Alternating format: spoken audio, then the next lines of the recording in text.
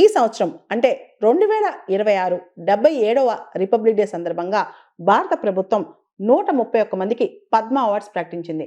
దానిలో 5గురికి పద్మవిభూషణ్, 13 మందికి పద్మభూషణ్, 113 మందికి పద్మశ్రీ అవార్డ్స్ వచ్చాయి.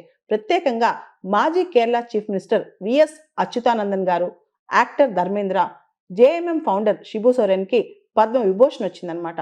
అదేవిధంగా ప్లేబ్యాక్ సింగర్ అల్కా యాగ్నిక్ మరియు మాజీ Uttarakhand CM Bhagat Singh Koshyari, actor Mammootty and banker Uday కోటక్కు పద్మభూషణ్ వచ్చింది.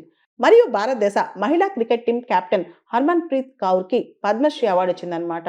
దాంతోపాటు పద్మ అవార్డ్స్ అని మనకు తెలుసు భారతదేశంలో హైయెస్ట్ సివిలియన్ అవార్డ్స్ అనమాట. భారత్ రత్న, పద్మవిభూషణ్, పద్మభూషణ్, పద్మశ్రీ.